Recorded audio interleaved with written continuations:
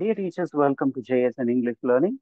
இப்போ தாமஸ் கிங்குடைய Godzilla versus post colonial அப்படிங்கிற அந்த எஸ்ஏல இருந்து ஒரு ஃபியூ எம்சிக்யூ கொஸ்டின்ஸ் பார்க்க போகிறோம். This is part 2 of it.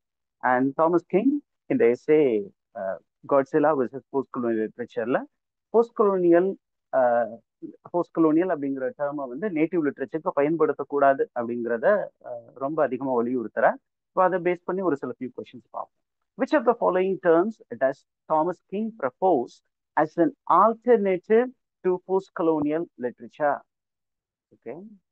Alternative அப்படிங்கிறது keyword, Thomas King அப்படிங்கிறது keyword, propose அப்படிங்கிறது keyword, post-colonial literature. அதாவது post-colonial literature பயன்படுத்தக்கூடாது அப்படின்னு அவர் சொல்றாரு. அப்போ வேற என்ன டேர்ம்ஸ் தான் சார் பயன்படுத்துறது அப்படின்னு ஒரு கேள்வி. அப்போ அவரு 4 டேர்ம்ஸை ஆல்டர்னேட்டிவா கொடுக்குறாரு. போஸ்ட் கொலோனியல் லிட்ரேச்சர் அப்படிங்கிற டேர்முக்கு பதிலாக வேற ஒரு 4 டேர்ம்ஸ் பயன்படுத்தலாம் அப்படிங்கிறாரு. என்ன 4 டேர்ம்ஸ் அப்படிங்கிறத கொஸ்டின். ஏன் இப்போ டேர்ம்ஸ் அப்படிங்கிறது கீவேர்டா வச்சுக்கோங்க. அப்போ இந்த 4 ஆப்ஷன்ல எது சரி அப்படின்னு பார்த்தீங்கன்னா, tribal literature, interfusional literature, polemical literature and associational literature. இந்த 4 விஷயங்கள் தான் வந்து ஆல்டர்னேட்டிவா கொடுக்குறாரு. அப்ப அடுத்த கொஸ்டின் போயிடுவோம். Why does King suggest new term instead of using post colonial? ஏன்னா இந்த போஸ்ட் கொலோனியல் நேட்டிவ் லிட்ரேச்சர்ஸ்க்கு நிறைய நாடுகள் இருக்கக்கூடிய நேட்டிவ் லிட்ரேச்சர்ஸ்க்கு போஸ்ட் கொலோனியல் அப்படிங்கிற டேர்ம் தான் பயன்படுத்துறாங்க. ஏன்? அந்த நேட்டிவ் கண்ட்ரிஸ் எல்லாமே ஒரு காலத்துல அந்த வெஸ்டர்ன் கண்ட்ரிஸுடைய காலனிஸா இருந்தது. அப்ப அங்க இருக்கக்கூடிய இலக்கியங்களை போஸ்ட் கொலோனியல் லிட்ரேச்சர் கேட்டகரியில தான் கொண்டு வராங்க. இப்ப ஏன் நம்ம வந்து அந்த டேர்ம்ஸ்க்கு பதிலாக ஒரு 4 டேர்ம்ஸை ஏன் தாமஸ் கிங் சொல்லணும் அப்படின்னு கேட்டீங்கன்னா, the answer is to avoid ethnocentric assumption and nationalist framework. இது என்ன சார் ethnocentric assumption? ethnocentric அப்படின்னு சொன்னீங்கன்னா, that this particular native land is an extension of the western country.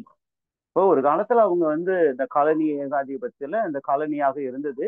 இப்ப அந்த ஒடுக்குமுறையில ஒடுக்கி கொண்டு இருந்தவர்கள் இன்று அவர்கள் நாட்டுக்கு சென்று விட்டார்கள். இருப்பினும் இந்த நாட்டினுடைய இலக்கியத்தை என்ன சொல்றோம்? இலக்கியம், அதாவது இந்த காலனி ஆவதற்கு முன்பு எழுதப்பட்ட இலக்கியம், காலனி ஆன பின்பு எழுதப்பட்ட இலக்கியம், அப்புறம் விடுதலை ஆன பின்பு எழுதப்பட்ட இலக்கியம். அப்ப எப்பொழுதுமே பாத்தீங்கன்னா நம்ம யாருக்கு அதிக முக்கியத்துவம் கொடுக்குறோம் அப்படின்னா அந்த மேலை நாடுகளுக்கு தான் முக்கியத்துவம் கொடுக்குறோம். அதனால அது வேண்டாம் அப்படின்னு தாமஸ் கிங் சொல்லி இருக்கிறார். Next one, why does tribal literature primarily refer to? What does tribal literature mean? அவ்வளவுதான் கொஸ்டின். ஏன் அப்படின்னா இது ஒரு ஆல்டர்னேட்டிவா கொடுக்கப்பட்ட டேர்ம். போஸ்ட் கொலோனியலுக்கு alternative term is tribal literature. அப்போ ட்ரைபல் லிட்ரேச்சர் என்றால் என்ன அப்படிங்கிறது தான் நமக்கான கேள்வி. ஓகே, அப்போ ட்ரைபல் லிட்ரேச்சர் அப்படின்னா ட்ரைபுன்னு நமக்கு ஒரு க்ளூவே இருக்கு. அப்ப that literature that is rooted within a tribe, often oral and in native languages. இதுதான் ஆன்சர். ட்ரைபல் லிட்ரேச்சர்னா ஒரு ட்ரைபுக்கான ஒரு இலக்கியம், அது அந்த ஒரு மக்கள் கூட்டம், அந்த மக்கள் கூட்டத்தின் வாழ்வியல் முறைகளை மையப்படுத்திய இலக்கியம். இது நார்மலா எப்படி எழுத்து வடிவத்தில் இருந்ததா? இல்லைன்னா அது ஓரல் நரேட்டிவா இருந்தது. அது எந்த மொழியில் எழுதப்பட்டது அப்படின்னா அந்த மக்களின் மொழியில் எழுதப்பட்டது, ஆங்கிலத்தில் எழுதப்படவில்லை அப்படிங்கிறது தான் உண்மை. இப்போ அடுத்த கொஸ்டின் போவோம். why is tribal literature often invisible outside its community? நம்ம ஏற்கனவே சொல்லிட்டோம், அந்த ட்ரைபுக்கு மட்டும்தான் அது புரியும். ஏன் அப்படின்னா அது பேச்சு வழக்குல ஒருவேளை அதுக்கு எழுத்து வழக்கு இல்லாமல் இருந்திருக்கலாம். பேச்சு வழக்கு மட்டும்தான் இருக்கக்கூடிய ஒரு மொழியை உள்ள ஒரு ட்ரைபாக இருக்கலாம், ஒரு மக்கள் கூட்டமாக இருக்கலாம். அப்ப இந்த ட்ரைபல் லிட்ரேச்சர் மற்ற மக்களுக்கு போய் சேருமா அப்படின்னு கேட்டீங்கன்னா அது போய் சேருவதற்கான சாத்தியக்கூறு இல்லை. ஏன் அப்படிங்கிறதான் கொஸ்டின். அதுக்கு ஆன்சர் வந்து because the language of the tribe is not known to the other tribes. Then அந்த ஒரு மக்கள் கூட்டம் என்ன நினைத்திருக்கலாம் அப்படின்னா நம்மளுடைய மொழி, நம்மளுடைய கலாச்சாரம், நம்மளுடைய பண்பாடு நமக்கு மட்டும் தெரிந்திருந்தால் போதும் அப்படின்னு நினைச்சிருக்கலாம். So it is called deliberate restriction. Next one, what is the main focus of polemical literature? polemical literature உடைய மெயின் ஃபோக்கஸ் என்ன? அந்த polemical literature அப்படிங்கிறது அந்த ட்ரைபல் அந்த போஸ்ட் கொலோனியல் லிட்ரேச்சருக்கு ஒரு ஆல்டர்னேட்டிவ் டேர்ம் தாமஸ் கிங் கொடுத்திருக்கிறார். அப்ப அதனுடைய மெயின் ஃபோக்கஸ் என்ன, அதனுடைய ஃபோக்கஸ் என்ன அப்படின்னு கேட்டீங்கன்னா, it focuses on the clash between native culture and non native culture. பாலிமிக்கல்னாவே ஆர்குமெண்டேட்டிவ். அப்ப the clash between native culture and non native கல்ச்சரை ஃபோக்கஸ் பண்றது தான் polemical லிட்ரேச்சருடைய focus. Next one, which of the following is an example of polemical literature? polemical literature பத்தி Thomas King பேசி இருக்கிறார். அப்போ என்ன சொல்லியிருக்கிறாருன்னா, ஒரு சில வேர்ட்ஸ் வந்து எக்ஸாம்பிள்ஸ் ஆஃப் polemical literature அப்படின்னு மென்ஷன் பண்ணியிருக்கிறாரு. எந்த ஒர்க் அப்படிங்கும் போது ரொம்ப இம்பார்ட்டண்டா Halfbreed by Maria Campbell, அந்த ஒர்க்கை தான் வந்து polemical literature எக்ஸாம்பிளா Thomas King Godzilla versus post colonial அப்படிங்கிற அந்த டெக்ஸ்ட்ல சைட் பண்ணியிருக்கிறார். நெக்ஸ்ட் கொஸ்டின் போயிடுவோம். What defines interfusional literature? The interfusional literature is an alternative to post-colonial literature, and this was given by Thomas King in the essay Godzilla versus Post-Colonial. இப்போ அதனுடைய meaning என்ன அப்படின்னு கேட்கும்போது, நம்ம interfusional அப்படின்னு கொடுக்கும்போது literature that blends oral storytelling tradition with written forms.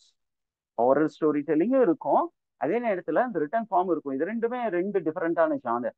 அந்த ரெண்டையும் நம்ம மிங்கிள் பண்ணி பிளெண்ட் பண்ணி சொல்றது தான் இன்டர்ஃபியூஷனல். நவ் இன்டர்ஃபியூஷனல் லிட்ரேச்சருக்கு பெஸ்ட் எக்ஸாம்பிள் அப்படின்னு தாமஸ் கிங் சைட் பண்ண ஒர்க் எது சார்? அதுதான் அடுத்த question. Which work is cited as the best example of interfusional literature? Answer என்ன அப்படின்னு பார்க்கும்போது ரொம்ப அருமையான work, write it on your heart by Harry Robinson. Write it on your heart அப்படிங்கிறதா ஒர்க். அதை எழுதியவர் Harry Robinson. This is the best example of interfusional literature according to Thomas King. Next one, what is narrative style of associational literature? Associational literature is an alternative to post-colonial literature. எல்லாரும் post colonial பயன்படுத்தலாம்னு சொல்லும்போது Thomas king மட்டும் என்ன சொல்றாரு, இல்ல அசோசியேஷனல் literature அப்படிங்கிற டேர்மையும் நம்ம பயன்படுத்தலாம் அப்படின்னு சொல்றாரு. What is associational literature? சிம்பிளா, associational literature is flat narrative line focusing on the community life, avoiding heroes and villains. இப்ப போஸ்ட் கொலோனியல் லிட்ரேச்சர் அப்படின்னு சொன்னீங்கன்னா அதுல ஒரு ஹீரோ இருப்பாரு, வில்லன் இருப்பாங்க. ஆனா அசோசியேஷனல் literature which is community focused literature or tribe focused literature என்ன பண்ணும் அப்படின்னா, அதுல ஹீரோ வர்ஷிப் இருக்காது, வில்லனை வந்து பெருசா ஹைப் பண்றது இருக்காது. The focus is on the community life. Next one, examples. Which two works are examples of associational literature? Associational literature என்னன்னு பார்த்துட்டோம். அதுக்கு எக்ஸாம்பிளா தாமஸ் கிங் சைட் பண்ணி இருக்கக்கூடிய ஒர்க்ஸ் என்னென்ன அப்படின்னு கேட்டீங்கன்னா, ரெண்டு ஒர்க்ஸ் சைட் பண்ணியிருக்காரு. ஒன்னு Indian school days, the other one is honour the sun. Next one.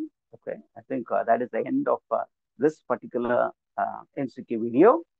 Kindly subscribe the channel JSN English Learning to get more MCQ videos. Keep watching and you'll get more videos in days to come. Thank you. All the very best for your preparation.